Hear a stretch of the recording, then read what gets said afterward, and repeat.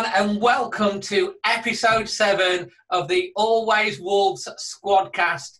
It's going to be a cracker because we've got so much to talk about, looking back at what's happened, looking forward, and we've got our regular co-host here, Manny. How you doing, Manny? I'm fine, thank you, Dave. Good morning to you. A bit cloudy today, isn't it? It's been quite nice and sunny the last few podcasts. And I'm delighted to be joined by Aim or Ames, whichever one you want to say when you type back in the comments below. And long-time Wolves fan, you might have seen Ames on basically on the Good Luck to Wolves and also on the last international fan reaction with the dad. And welcome to the to your debut on the podcast. Hello, I know, very exciting, very honoured to be asked.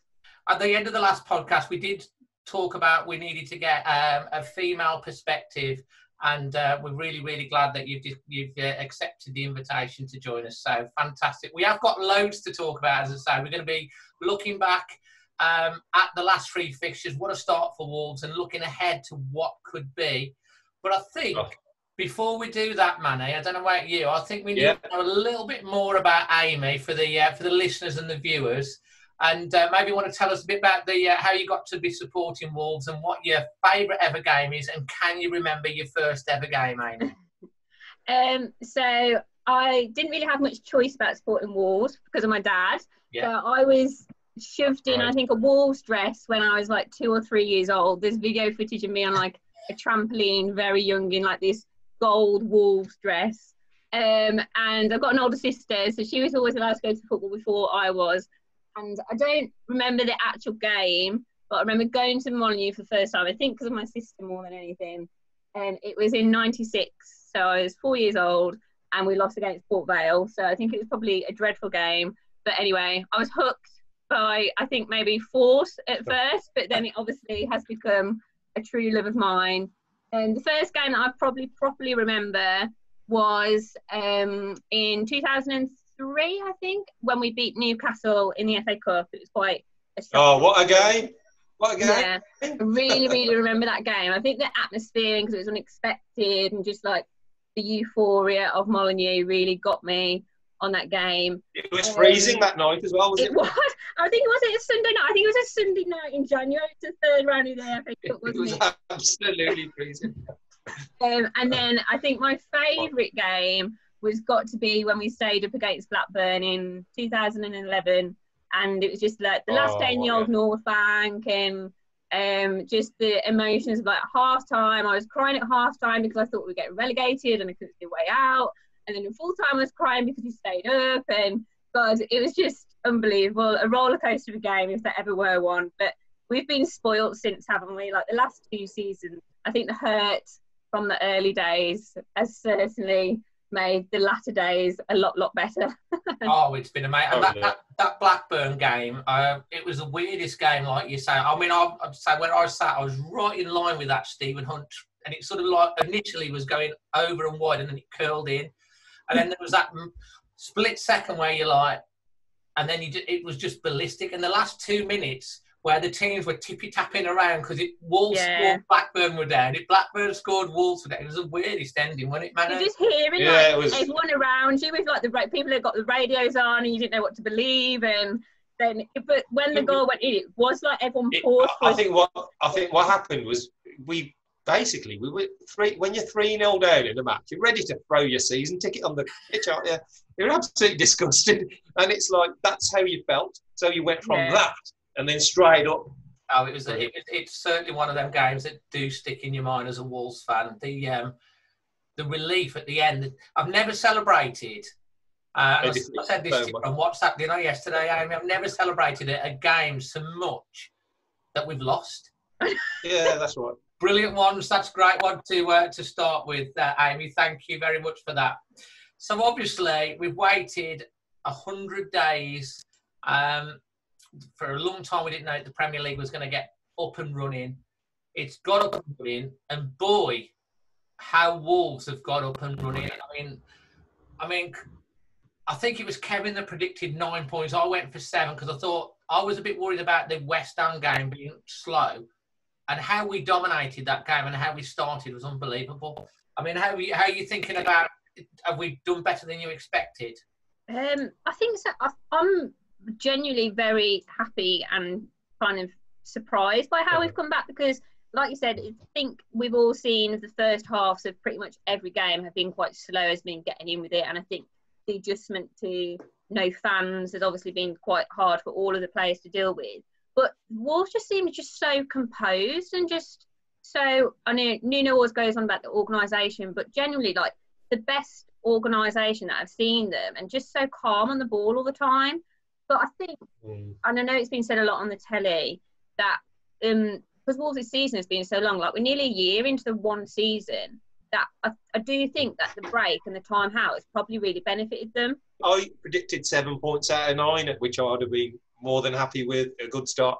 But it's the fact that at no point in any of the games have we looked out of control, like we're on the ropes, or are we hanging on? We've had little periods where, our goal's being threatened. But Rui Patricio, the guy's still on lockdown, isn't he? Let's be honest. He hasn't done nothing. Yeah. He hasn't done nothing. He had that one save from Grealish.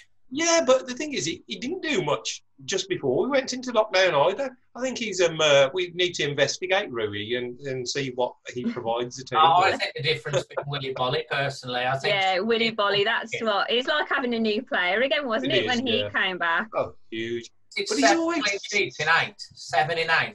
7 in 8. Isn't he just never flustered? Is he? Just doesn't care. Just goes around his business, does what he wants, how he wants to do it. Even when he getting a booking off the referee, he was smiling at the referee. And, if you want to book me, go ahead and book me. So what? He's got such ownership of that area of the pitch, though, hasn't he? Like, if you was a striker on the other, like they say about Traoré attacking, but Bolly is a very underrated player. I think that back three in the Premiership, Bolly, Sace, Cody, you just all the time. They're so consistent all the time. But against Villa, after 25 minutes, it was almost like big kids going on a playground and shoving the little kids away and saying, it's our turn now.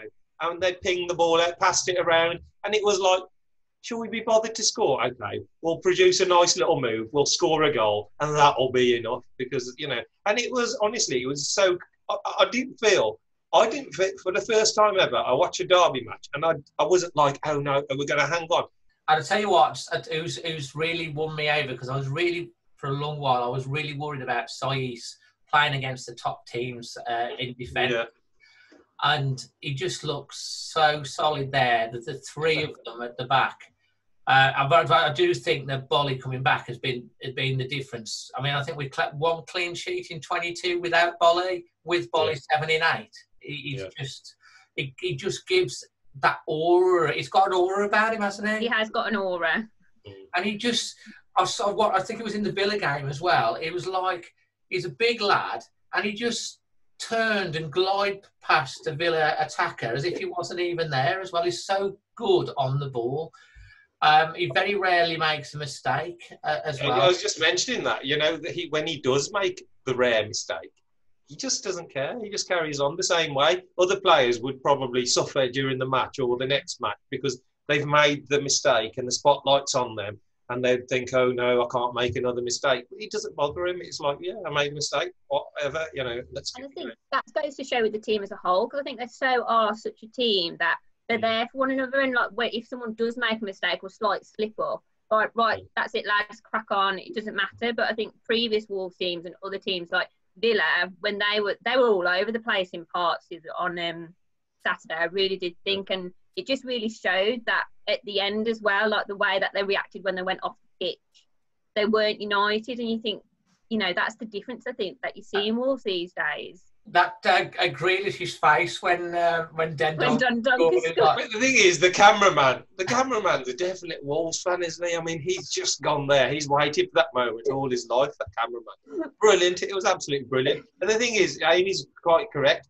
We all said it when they spent 150 million quid or whatever it was on 94 different bloody players that you've never heard of. The year before, it never worked for them either. We all said, how's that? How are you going to create unity? How are you going to create togetherness?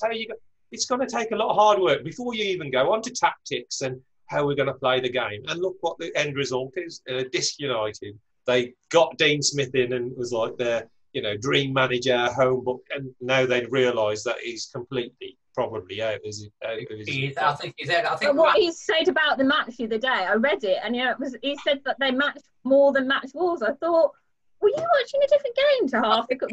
Wolverhampton anyway.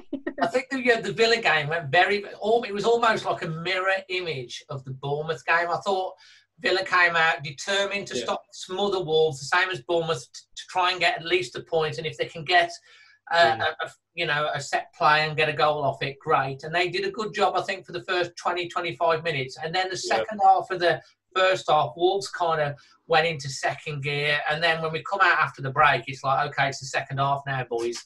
And we just, the fear on the Villa players when Traore come on as well, they're scared to death. And he'd only been on the pitch a minute or two, and he made that run, knocked it out to Jimenez, who played that ball into Johnny Otto. He did that turn, didn't he? Was it McGinn? Yeah. Turn, and then he was in the centre forward position to receive the ball from Jimenez. Brilliant. And then that was he had a great game, I thought, as well. Johnny Otto. Also, is another one that we lost just before everything finished because it was Norwich. He got injured, and I've always really rated Otto. I think he's consistent, always there, and you never really notice in the game, but when he's not there, you do notice him. He's built as well, isn't he? He's a Spanish Dennis Irwin. He is 7 out of 10 every week. That's who he is. Honestly, he's just annoying, what you're going to get. Great. Yeah, that's right. Yeah. A lot of the talking points, we talked obviously clean sheets, the Raul and Adama combo. I think you might have mentioned this on social, Manny. Are they in the top 10 of all-time Premier League? They've got 10 goals combined between them, and the record is 13, Shearer and Sutton. And we all remember Shearer and Sutton. Sorry? Is it 11? I think, isn't it? Yeah, well, they're a couple of goals away from the all-time record, which is, like, Shearer and Sutton are Premier League legends when they were SAS, weren't they? They were the famous that's right, duo. the SAS. Yeah, and they were a proper duo. They were two proper strikers. So Adama Traore ain't a striker. So for a non-striker to do it with a striker, it's not a direct two-man partnership. No. And also, remember how many times they haven't actually played together or they haven't started games together. And, it's Shearer and Sutton probably played the whole season together. Nuno played the 3-5-2 positions, both away games, and then Adama came on. And the goals against West Ham and Bournemouth, they were almost carbon copies. They were identical. They were, weren't they? But the header, the first, Jimenez would have got so much stick if he'd missed the first one, but the second goal, how he's got in, because both defenders are actually in good positions. They're in good positions. Hard. They both jumped, and he's got in between them both. And the power and the accuracy. The keeper's just like, what's happened? Where's the ball gone? It's amazing header. And I didn't think he had that type of ability. It'd be fantastic if they got another 4 goals and got that all-time record. That would say something, wouldn't it? Well, yeah. Statement. It is already a massive statement because teams don't play in duos anymore. All those records, most of them were from years ago. So those partnerships don't really develop because you're playing a fluid midfield and one up top, and so to do it in this environment. With Wolves though as well, because obviously that's been the combo of the season, but there's still like a really good relationship between Jimenez and Jota, which I don't really think we've seen as much. It's still there because they obviously play so well together. But going on forward in the season, is that something in the next 5 games that can come out a bit more? Well, I think that brings us on to the Jota thing, that he tends to go through... she did that well, didn't she? I think she's read it. Almost a seamless link, that, Amy. Jota, he goes through these purple patches that you can see watching Jota play, and we love Jota. He hadn't really got that clear opening. The only one thing that was disappointing was that the keeper did that throw, and he snatched at it. And I think Jota was on a scoring run and not so tense, would have just stroked that in the net or took it down. I think Jota never does is stroke balls into the net. He just gives it everything, and that's a kind of strike he always tries to come up with. And I think it was a natural reaction just to welly it as hard as he could. and not in the moment just realise. I think afterwards he realised he had more time than he thought he did. Yeah, I think it came so unexpected. He just thought, I've got to whack this. And then you could kind of see it in his face. And we were screaming at the telly. I was Have like, you seen the live? Have you seen the live? Listen live on BT Sport where they've done captions of what the players are saying, and they've done that one, and it's all swear words from Jota. It's just bleep, bleep, bleep. Beep, beep, beep. I can imagine, yeah, oh man. Yeah, I mean, I think Jota will come. I mean, there's a few people on my streams and on the socials and, you know, on the comments on the thing saying we need to start Neto. I mean, that goal that Neto scored against West Ham, what a goal. I mean, it's the off-your-seat goal. Hey, he should have topped it the next game. Against Bournemouth. It was like Espanyol he would have topped it. That's right. Espanyol away. I saw a caption, how do you explain to someone he misses this and scores this? But that, again, he's like a mini Jota. He just ran through the defence. I think he should have just dropped the shoulder, set the keeper, and then grounded him and just tapped it in the net. But again, it's just a little bit of inexperience, isn't it? What Neto has got, he's got the surprise element to his game because he's unknown. He's unknown to us before this season. Probably unknown to a lot of Premier League defences, and where Jota has built up a reputation. This season, Neto is, let's be honest, we didn't know who he was. Neto and Jordo, 2 Mendes signings, 20 million quid. What are we doing? And he has surprised us, and maybe he's surprising a lot of Premiership defenders because he's just gone on in the same season from when he first entered the pitch to just getting used to his surroundings. And I think that goal, the goal that he didn't score against Liverpool, is actually it's given him confidence, I think, because it's still giving him coverage. Even his knees and everything sliding. But the thing is, because he had suddenly had coverage because he missed a goal. He had actually more coverage because everybody analysed it so much. Oh, how the hell has he? That offside rule has got to change next season. He's gone on from that moment, and I think he's surprising. And that's where Jota, I think, when he first came, he had a lot of that surprise element, and Jota is very highly respected by lots of other managers now, and he'll be one of those players. Coveted, and he'll have a long way Traore yeah. So, and it's up to Jota now to see that maybe, you know, he's being targeted and defended in a different way and to come up with a different method because, you know, Jota likes to run with the ball and get his head down and go in and out and we pass the ball, lay it off, you know, and there's a few occasions where he doesn't do that. So maybe that's something that he's got to learn. Just whilst we're on, who is your current favourite Wolves player at the moment? Oh, God. I mean, it used to be like back in the day when there was like a star man or like someone that always did the business. It's always quite easy to answer, but these days it's kind of. I think for me personally, I just think Jimenez is just unstoppable, and I think like you said earlier about like that header he scored against Bournemouth, it was so pricky, but it just keeps coming back with more and more moves, more and more different ways of play. He can do everything. He can just do everything, and I think for that reason, I just think he's just completely come into his prime the last 2 years because he's not a young footballer. He's not old, but he's not a young footballer anymore.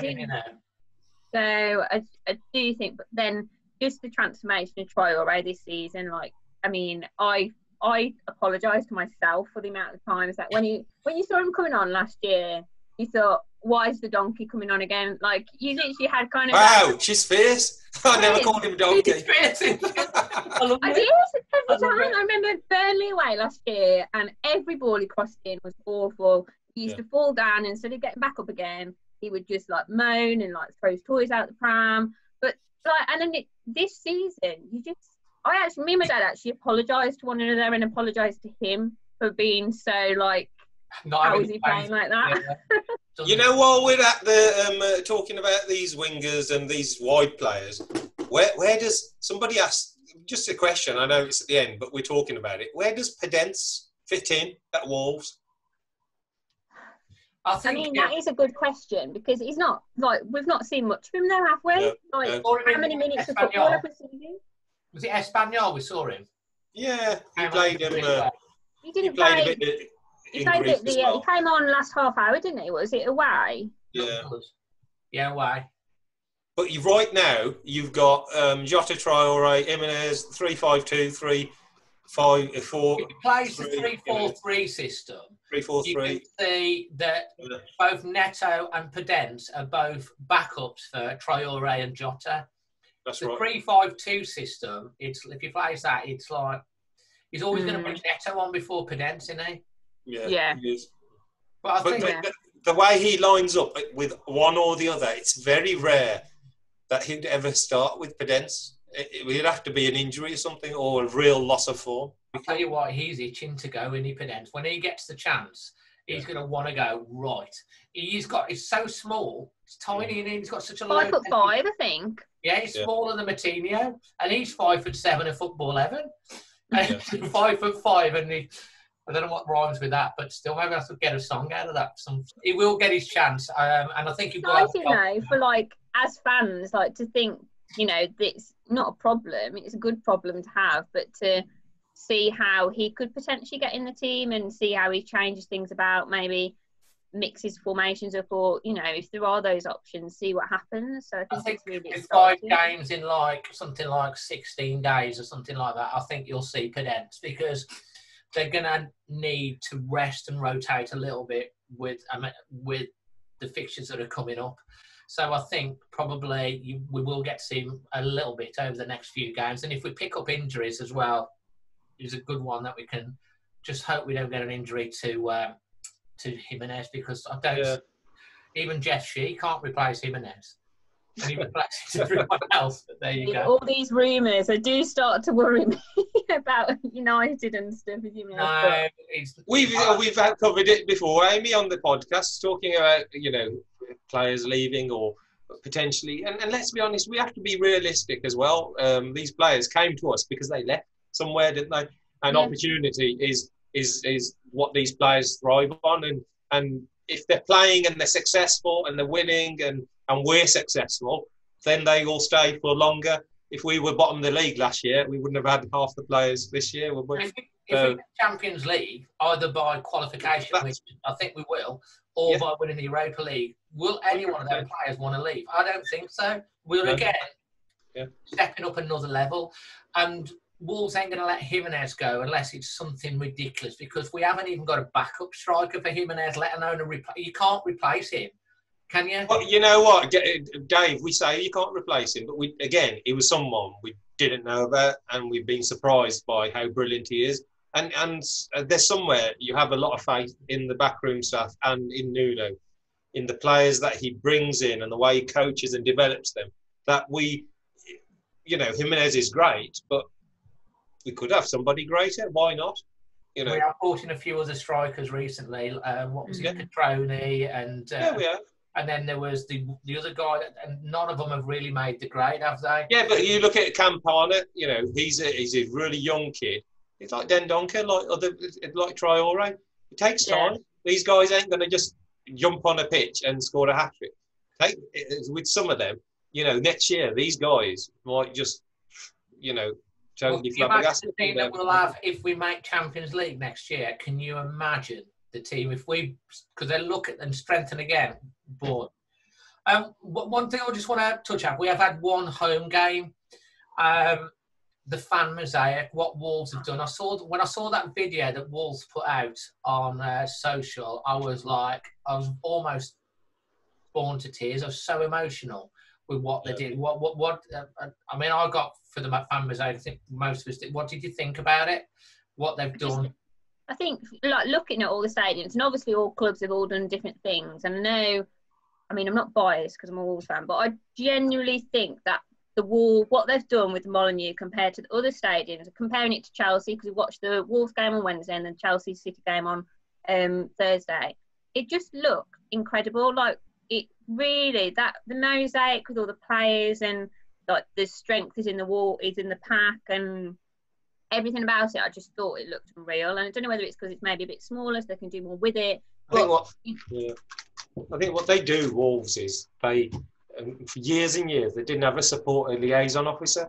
for I mean decades. They had nobody who interacted with the fans, so they created that position to get somebody to interact. So they went out, and Ben Mortimer, we've seen his designs all season, and then Lobos Wolves, who have done the stickers for, they're brilliant, and that's the beauty when they engage with the fans. The fans have got the ideas. They'll tell you what we want, and we'll all naturally be amazed by that, rather than, a lot of clubs have just done the same thing, or it's been a little bit corporate, or a lot of sponsorship involved.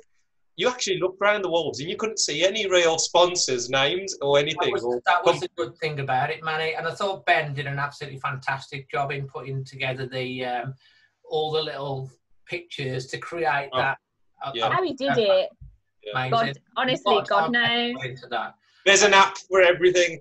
And Logos Wolves. I should reveal the secret. I spoke to him about being on the on one of the things. They like to stay. They're like the Banksy of Wolves.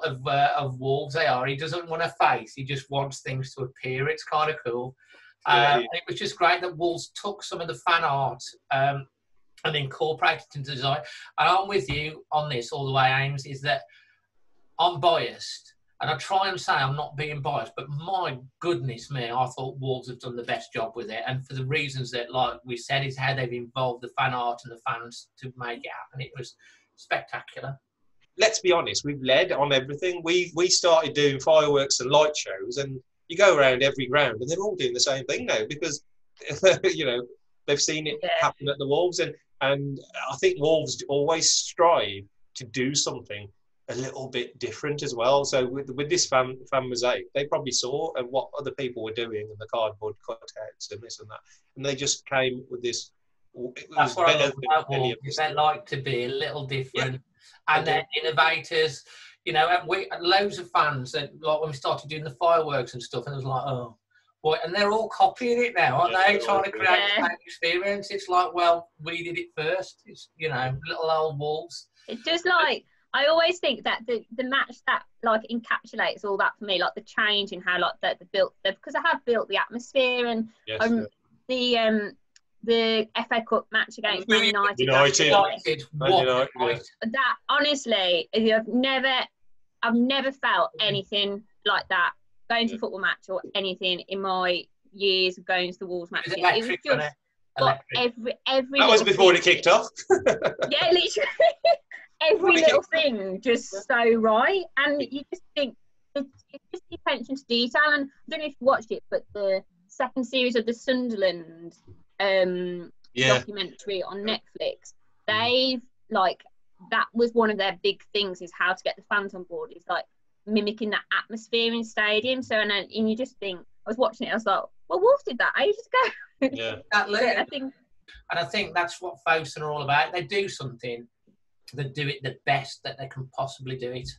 It was, like we went cashless, and then they improving the menus and everything. When they came, they were horrified. They were absolutely horrified that people were actually paying cash. They didn't understand that we actually had to get money out and pay for things, because that was, they've actually, what they've done now is, the Wolves app.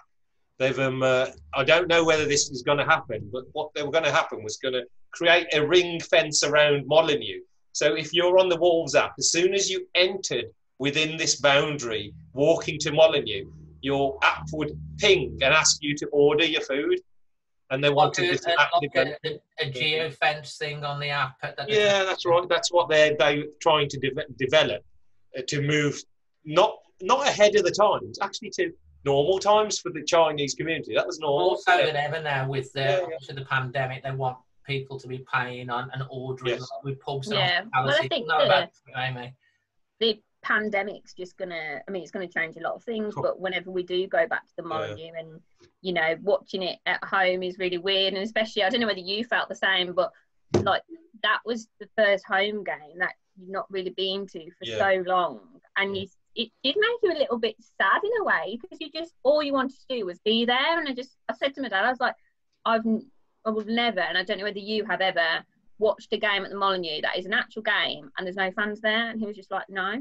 And it was a bit of a surreal feeling. So to have the mosaics and have all that, it did, as a fan watching it, it did make you feel a bit more content watching it and felt like you were there a little bit. Without sound, without the crowd noise. I've watched it. I've watched every game with the crowd noise, and I do actually quite like it because the Olympiacos game that they played was without any. It was horrible to watch. Yeah. So I think the crowd noise does help a little bit. I have switched between the two. Obviously, the crowd noise makes it more natural, especially when you're watching a more neutral game as well. If you've switched onto another game, but it's really interesting how human these players are. You expect all these wonderful words and wisdom being transferred from each other, but it's basically kick it, clear it, get it away. It's all the normal Sunday league sort of terminology that the players they're not supposed to be hugging when they score goals, but that ain't worked out, has it? It's just a natural motion to do it. Nuno at the end, giving them all a cuddle as they go off as well. He loves it. He loves it. Nuno, he does it. I think he lives. That's the way he's with his players. The affection he shows them is a big part in their development, and he shows that physically. And when he talks about them, he's smiling. He's got a big smile on his face when he talks about the development. I love Nuno's smile. I do. It is a beamer, isn't it, when he smiles and stuff. So just before we move on to the next game, Wolves have just put a tweet out to say that Molineux stores opening. I went yesterday, Dave. It was open yesterday. It's open, but they're doing reduced hours, 10 till 4. They've put in loads of safety things, but it will not be open on a match day. So obviously, because they don't want fans congregating around the stadium, but that's opened. So, that's covered the previous. Now we've got to kind of look ahead to the next 5 fixtures. I'm just going to... How many? We've got 6 left, haven't we? We've got 6 left, but we're going to leave the Chelsea one till the next podcast because we'll be looking ahead to the Europa League as well, hopefully then. Okay. So we've got Wolves at home to Arsenal, Sheffield away, home to Everton, away at Burnley. We've got a great result last night, and then home to Palace. So I'm just going to go down and sort of see what we think we can get out of all of these teams. We've got a potential 15 points to play for. How many points do you think we can get out the next 15? I know Kev was here. He'd probably go 15, but... He would. Kevin would say every single one. Yeah, you can make arguments for us to win every single game. But that's all season, mate. All season, you can make arguments for Wolves to win every single game. It's just the way they've been, haven't they? Let's be honest. I think we've got an advantage over Arsenal in some respects because Arsenal have not had a rest because they've been playing the FA Cup. And the other thing is, with both Chelsea and Man United getting through in the FA Cup, it means that the FA Cup semis are played the final weekend before the final weekend of the week before the final weekend of the season. So they're going to now have a midweek game between that 5th match and that 6th match. And they're going to have no break, whereas Wolves have got a week break here. We've got to play 5 again. And we know we're used to playing regular football. We've been doing that. And then we've got a week break. But none of Arsenal, Man United or Chelsea, none of them are going to have had a rest. No. So I think that might play in our advantage for Arsenal. It might not, because obviously everyone's had 3 months off as well. So they've got much bigger squads than us as well. They so we'll see how that pans out. Sometimes it can build confidence playing a lot of games, and especially if you win them. So I think it's just going to be all on the day with a lot of the games.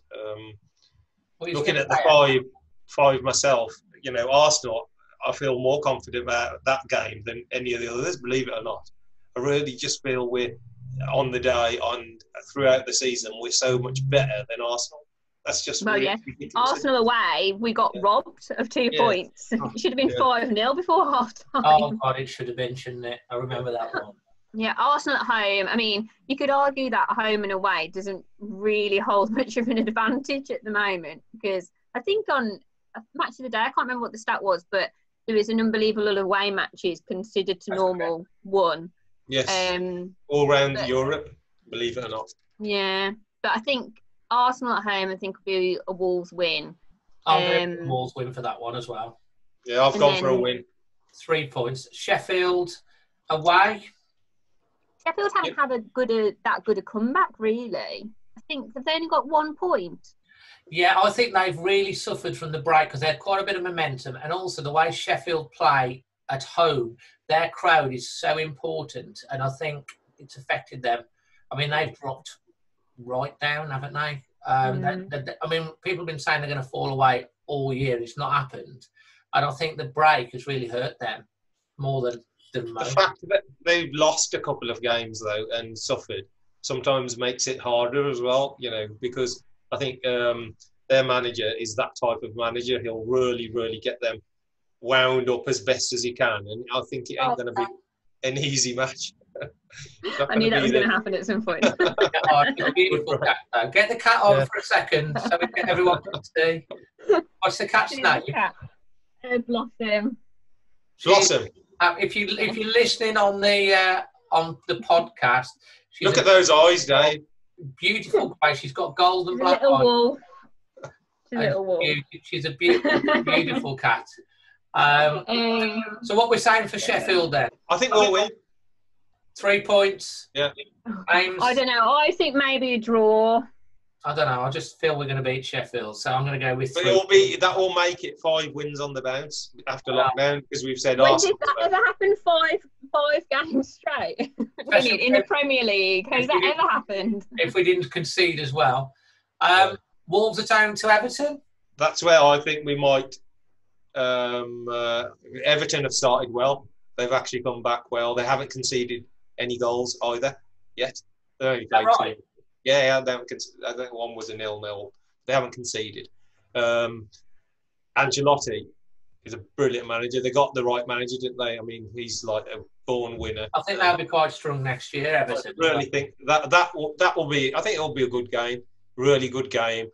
They'll come out. They're not going to just sit back. They've got some expressive players, and in a way, I'd probably be, because we're not going to. Let's be honest. Are we going to win every single game? We can probably, but we're going to win all 9 games. We could, but I don't. Let's be realistic. It happened, but to be realistic. Yeah, that's where I think we'll drop points. So I've gone for a draw, which I would be happy with, considering we've won 5 on the bounce already. A draw wouldn't be a bad point against Everton. Amy? I think I'm probably going to go in my head, because of how awful the game was away at Everton at the start of the season. I do feel like we need to get 1 over on them. So I think I would love a win, but realism is probably going to be more likely to be a draw. But that being said, I just think if Wolves can turn up the gear that we know they can, because I don't even think we're seeing Wolves' even top gear yet. No. And I think that's the game where we are going to see it, firstly. If they can bring that out, I don't see why we couldn't win, but sensible prediction, probably a draw. Yeah, I feel that we could win it, but I've got to drop points somewhere. So even though I think we might beat them, I'm going to go with a draw as well. So the other thing you've got to consider is the situation of the table. It's so hard. Nuno is it like every other manager? Next game, that's all we concentrate on.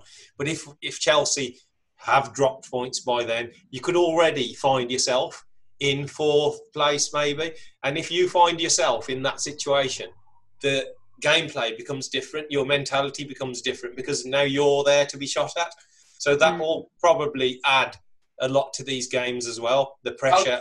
It's going to be immense. And I mean, I'm looking forward to, I think Brighton, as we're recording this, I think Brighton can take points off United tonight. They're same. Resilient. And I think Chelsea are going to drop points soon. You know, they've got a young squad. They've gone through these things. I think they will. But saying that, you've got to say that probably Wolves will drop points.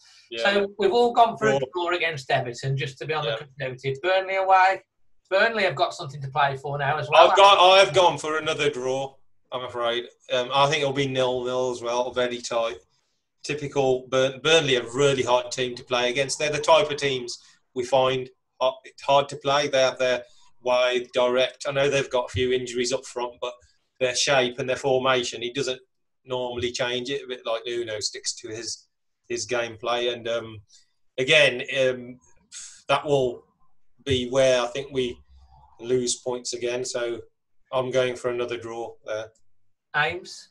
I'm going to go for a win, just because I think they're gonna play Burnley will play a dirty game. Not a dirty game, but it'll be a gritty game. It won't be a pleasant game to watch. But I do think he'll bring Traoré on and it'll just flummox them. I really think it'll just... I don't think that team, with how he's playing at the moment, will be able to handle him.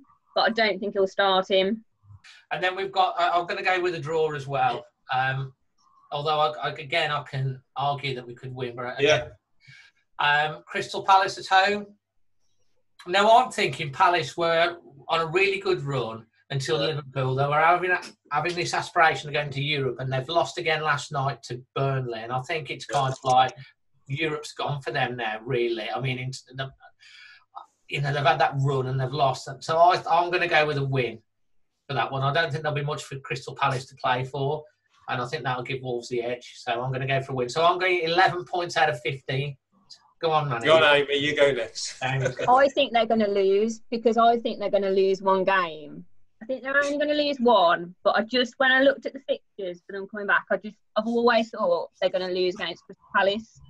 And I think, like we said about them being in the position, Wolves may be in the position of Champions League then, and they might get a bit flustered. And then, because Palace have nothing to play for probably, they might just come and they might just play. And I think it might get to Wolves. So I think that's the game that Wolves are going to lose, unfortunately. So how many points total is that for you? 11. Yeah, 11. Is it 11? I said, no, 10. You've lost one, ain't you? So isn't that 10? Yeah, 10. You beat Arsenal. Did you beat Sheffield United? No, I said draw Sheffield United. Draw Sheffield United, draw Everton and lose Crystal Palace. So, yeah, I was thinking 10 points. That's 8 points then. So you've got 2 draws and a loss, so that's 8 points in it. No, Burnley away. What was that? Burnley, I said they'd win away. Okay, so you're going for 8. Yeah, you got 8 at that point. You know what? 8. I had 8 as well. I think we're going to lose. That's why I said, Amy, you go first, because I was going to... I thought You're waiting to see what I said. I was, because I'm going to say lose, so I'll get the positive one out of the way. And she said to lose, and I thought, Manny, I will remind you now, how many points are we on at the moment?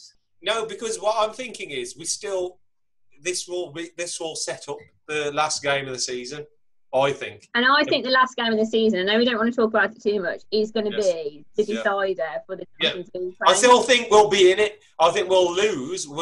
I think, my personal opinion is we're in a position to strike and then we lose and we think all hope is lost, but it goes to the last day.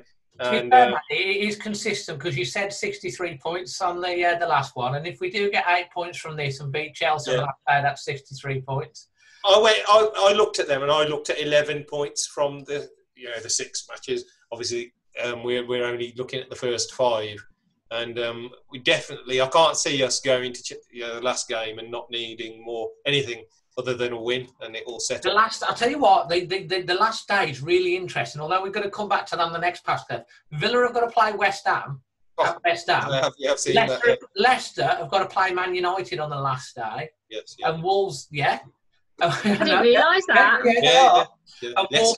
Wolves have got. Can you just imagine how much he's going to be right? Leicester, Man U, Wolves, and Chelsea. The 4 teams are going to be probably, I would say, fighting for even 3rd place on that day. Could even be, because Leicester are in free fall. If I was a Leicester fan right now, I'd be really. If they lose their next game, I think they're gone. And they're like I've put it as an analogy. They're like a runner that's coming off the last bend of a race, round the bend, and they've been leading, and then the chasing pack times it, and you see it so many times they come off the bend and get past them, and they start to get leggy, don't they? Because they can feel they tense up. It's human nature. But that's the thing that I just said. When you're there, when you're in that position, they were comfortably in 3rd. They were comfortably sort of the 3rd side behind the big 2. They were 12 points in front of us. And it takes a bit of the intensity away. Sometimes you think you made it and you think you're okay. Suddenly 2 games later, you've lost and they've won, and it's only a 3-point gap. And it's a different. But I think it's so good that we're in a position, because that with the situation and like playing behind closed doors, and it must be hard for players to get in that game set mind frame. I think it's really good that there is something really good to work for still, because it's the only thing that's really decided is obviously Liverpool have won champions. Man City will finish second, and then Norwich have pretty much gone down. But the rest is kind of up and down. There's things to play for within the league. Where do you think we're going to be sitting come after these 5 games? What position are we going to be sitting in the table? I've got myself a point behind Chelsea. So you're going to think we're going to be 5th? I've only compared it to Chelsea. I don't know where Leicester would be now. Whether we would be in 3rd or 4th, and we'd both be celebrating. Maybe I don't know. But I've just got ourselves a point behind Chelsea, needing to beat them to go above them. Do you think we're going to make Champions League, Amy? Yeah, I do. I don't want to say yet because I feel like I'm tempting fate too much. I believe you can do it.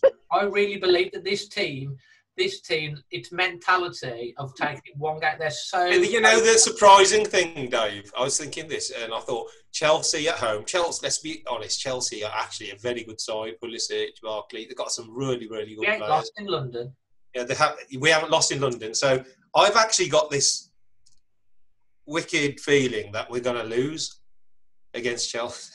I've got a fit. I did a Premier League prediction. And we'll all be disappointed, but we'll still make the Champions League. Because we've got the Europa League to come and we're going to win that. If you can make the Champions League, finishing in 5th. Yeah. Yeah, we'll know as well in the next week or so what is happening with City. So, but we all think we're going to make it one way or another. Is that what we're thinking? I think my favourite way to make it would be by winning the Europa. I'm not going to lie.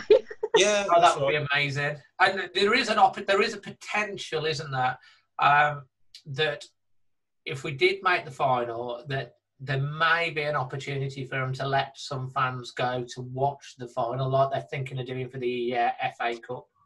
So there might be it depends on obviously the situation with this pandemic, and it's so unreliable, and it's going up and down, and people, who knows. Well, that's the thing with Leicester, because they're going back into lockdown. Are they going to allow Leicester to play?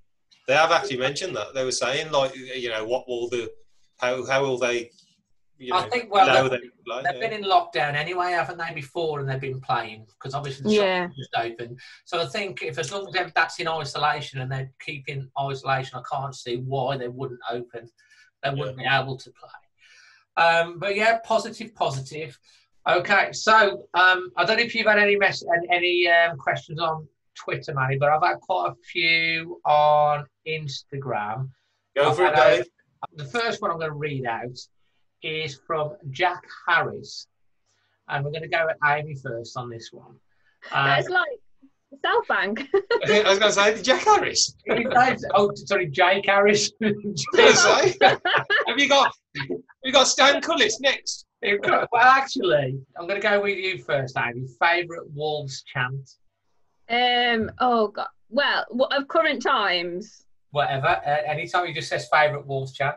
At the moment, I do like Martinho's chant at the moment. Yeah. And the European chant with a few expletives in that just remind me of Barcelona forevermore. But I think my favourite Wolves chant ever was the one about Alex Ray. I just remember that always. He's got no hair, but we don't care. Alex Ray. I just always remember that one. I don't know why. I loved it. Absolute class. Manny? Well, all our chants back when we first started were about Steve Bull and nobody else, So they were like iconic. We'll drink to Stevie the King. That was a real popular one. But Nuno Had a Dream for me is just because it's like the whole project, isn't it? It's the project of him coming in. Every time we hear that, and I know C Signor is a really popular one now, but that's just. Liverpool fans, I've got to tell you, I've got a real problem with the singing C Signor. Same. I hate it as well. You don't like it? No, I hate that Liverpool fans singing it about. Is it Firmino? I have Liverpool fans come up and leave comments saying, "That's our chant. How dare you nick it?" And I'm like, I try to be nice back, and I go, actually, it came from Club America. Where they all from Latin America, from the South America, is where the chant came from. And your one chant, if we were singing Never Walk Alone, I could kind of get you, but come on. But they get really upset about it. So was that your season? Knew now as a dream, Manny? Knew now had a dream. I just, you know what? I don't swear at a football match. I swear at work. I don't swear at a football match because my sons are there with me. I've never ever in my life swore in front of my children. No, I don't. Never ever. I don't swear at football matches either. So even a song that's got a swear word in it, you know, I'm like the Connor Cody one or whatever. I'm like, I'll sing it fully and then I'll be silent for that one word and then I'll carry on. It's like our anthem, isn't it, mate? It's our anthem, the Nuno era. Well, we always say at home, we always say with chants, who comes up with them? Like, is there a group in the South Bank that sit in a pub and just write everything? Or just, I've always been football chants. Social media now, I think. Yeah. I love the Catroni one I did with the... the pizza and the pasta. And when we were at Tottenham away and we started going... Oh, the Espanol ditty. Oh, that was so... I don't know, it just... Because like, we were at Espanol away. Yeah. And we played that. We just adopted it, didn't we? We did, yeah. And then they played it at the Brighton game when they came on from half-time the week after, and then obviously everything stopped. So they played it recently in the behind closed doors game when we scored against Bournemouth, was it? Or did they? I didn't hear it. So because we were watching the crowd. So if you watched it without crowd noise, Wolves actually played it in the stadium. Well, after we scored. I don't know. I think I do like the Matinho 5 for 7 of Football Heaven. Yeah, I do like that one.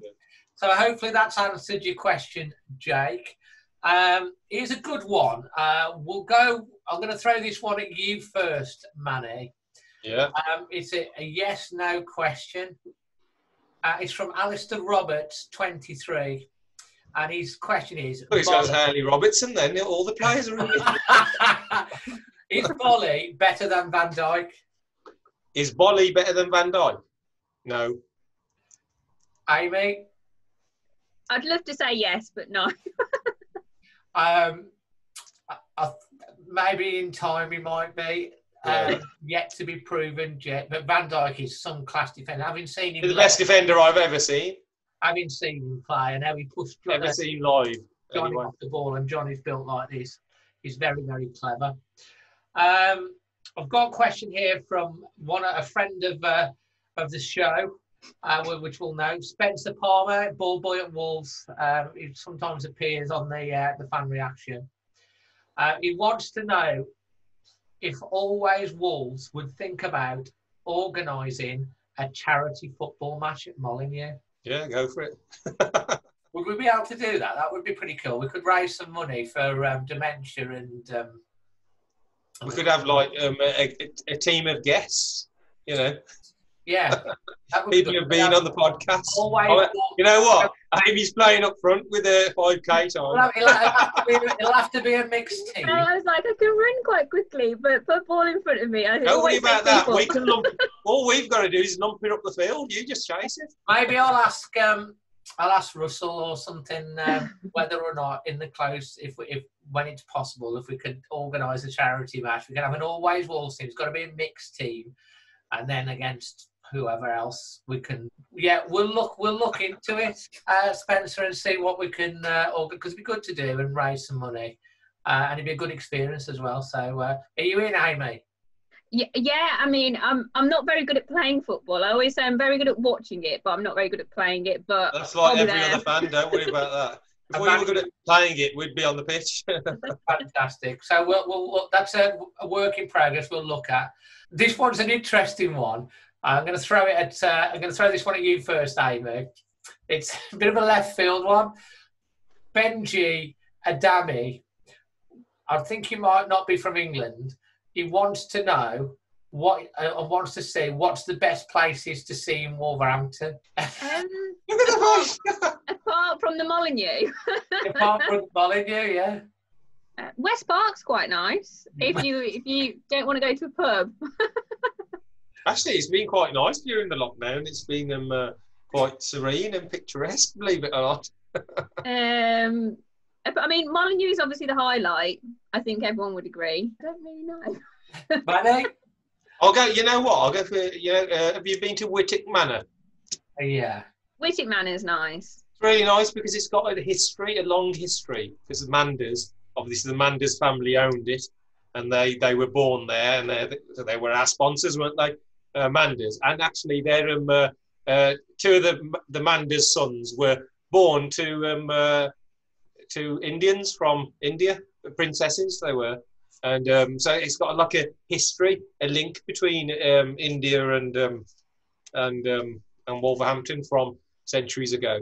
And then we've got here, this is a good one from B North Coops. Do you think some pundits and journalists don't realise the ambition and potential of Fosun? Yes, because this is what annoys me sometimes. It was match of the day, first match of the season. Wolves beat West Ham. Wolves are in 6th position, fighting for Champions League place. They talk about Bournemouth, and then they say they've got Wolves, they've got someone else, and then they've got a really tough run. And you think, why are Wolves not included in that tough run? And I think that it's still, because Wolves are kind of so new to it, that pundits don't realise the bigger picture or realise just that Wolves are actually there now. And I think, I can't believe it sometimes as a fan, but I think pundits that meant to be neutrals should really kind of take note of what is going on at Wolves, and I think sometimes they just don't. I agree. Manny? A lot of the pundits are from the traditional top 6 clubs, like the Mersons, the Nevilles, the Carriers, and they're traditionally big clubs, and we've always had this big 6. And if you look at it, even Leicester won the title. They became champions of England. They're in 3rd place. I don't think they get as much credit as they should for what they've achieved over the years. And they won it and still don't get, it was just, oh yeah, Leicester won it as well. And I think it's just a mentality. And until you get Matt Murray sitting in Match of the Day chair, and then he'll give you some credit. I've got to admit, it does wind me up a lot when you listen to BBC and Sky and BT Sports a lot of the time, and they talk about I think Tottenham won a game. They're now so many points beyond. We're on the same points as Man U, and they're only 3 points behind Man United. Or they talk about things coming up, and they seem to skip Wolves, and it's like,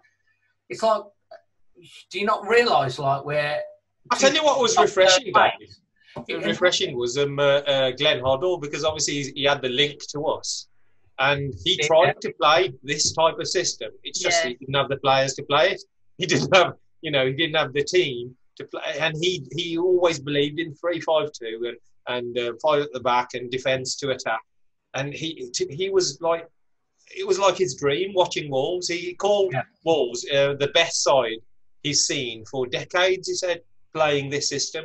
Yeah, he got it spot on, and he talked about Wolves a lot in that commentary and about how they're built and how. I think at one stage somebody even said, "Why would it?" Was it Joe Cole even said, "Why would anybody want to leave Wolves at this time? Why would the players?" He did say that. But there's good ones who are starting to now realise that. I think it's a gradual process. I think last year, it was like lucky Wolves first season. And I think most of us at the start of this season, when we had the Europa League, I don't know about you, Aim, me and Manny talked about this, but I was kind of like, we have a good Europa League run and we're kind of finished top half. Mm. That would be with the games. And then here we are, 6 matches from the end of the season. We've still got the Europa League to play, and we're 5th, 3 points off 3rd. We could even finish 3rd. It's unbelievable, really. Next question, Jack Brock 9. Go Manny first. Where do you sit in Molyneux? I'm in J10, which is like. Which stand's J10? Mate, it's a stand on its own, J10. How come you don't know about J10? It's in the Steve Ball. That's right, yeah. It's right by the South Bank. We can't really see the South Bank from where we are because of the screen. It's in the way and the angle. We're right tucked up in the corner, and we're a stadium on our own. We are. So the Billy Wright's got to be fair to play to the Billy. Yeah, they used to call it the Billy Quiet. You do get a lot more singing from the Billy Wright these days. So J10, it's all down to them. Where's Amy? Hey, what about you, Amy?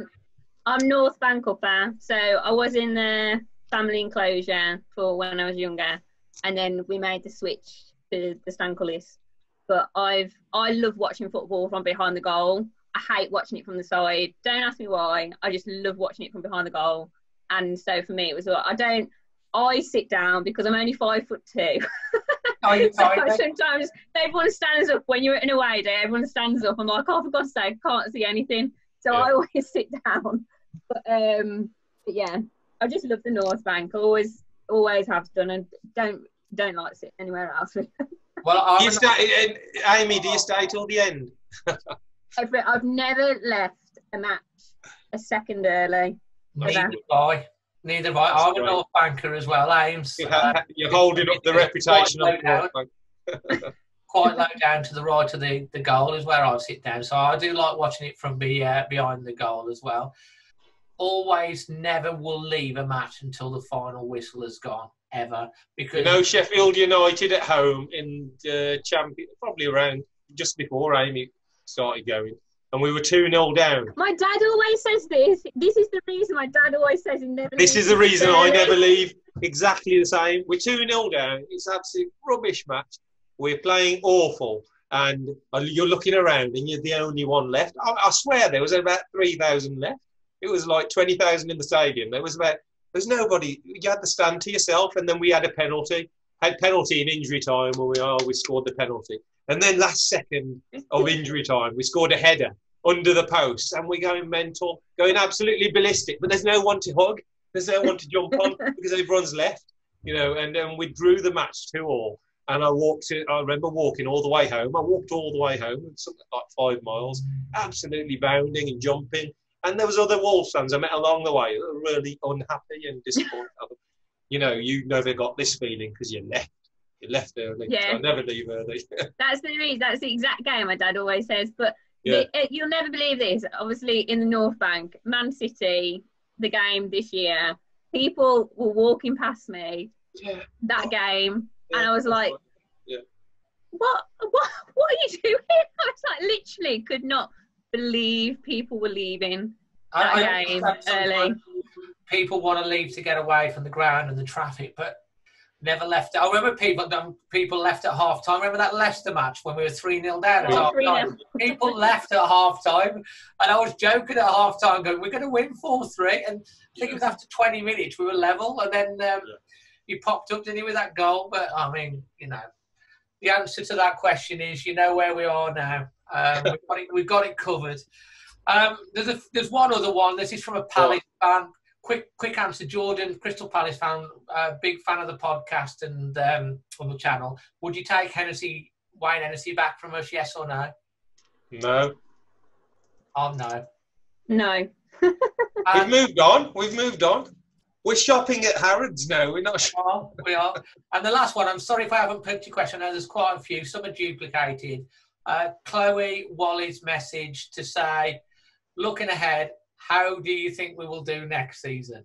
I'm like, I don't even want to think about it because at this moment in time, I don't even know what's going to. Semi-finals of the Champions League, winning the FA Cup, runners up of the Premier League. You know what we really need. What we really need to cap off this time we're having, and to move us in is.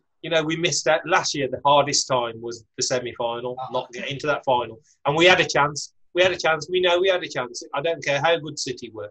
We had a chance that year, if we'd have got through. And to have something, some silvery thing in Nuno's, that's the thing that will keep Nuno. That's the thing that will keep the players and get better. Nuno wants to win the FA Cup. I think he wants to. I think he hit him really hard. I think it hit him really hard. That's why, like Amy said, it would be so much more magical if we won the Europa League and we sort of didn't qualify through the league, the dream scenario, because it would make the players 10 days rest and come out really hungry to make sure we win the Europa League rather than think, we're already in the Champions League and maybe take it too easy and not, That's a dream scenario. So that's obviously, thanks for all those questions. Amy, have you enjoyed your first podcast? Yeah, it's been very good. Thank you. You Thank come you back for again? inviting me. If you'll have me back. Oh, we definitely will. It's been great having you on, actually. So thanks for everyone that's contributed. If you're listening to this on your iTunes or Spotify, leave us a 5-star review. If you're watching it back on my YouTube channel, leave a comment below. Let me know, do you want to get Amy back on again in the comments or the things as well? Let us know on that. Amy, what are your socials if anyone wants to find you on social media? I just use Instagram really, so it's Amy Hads on Instagram. And Manny? Yeah, at Pedal Sing on Twitter is mainly what I use on Facebook and Instagram as well. So hopefully we'll try and do another end of season Smoke Saturday version 8, I think it will be, or 7. That would be amazing. You can find me on YouTube, Instagram and Twitter. I just search Dazzling Dave, and there is now an Always Wolves Facebook page which you can like as well. And it's just been absolute joy to be able to talk, and hopefully in 2 weeks' time when we come back, hopefully we'll be looking ahead to an exciting final day of the season, looking ahead to the Europa League. Amy, thank you so much for joining us today, and you, Manny. Yep, thank you very much. Until the next one, we are all always Wolves.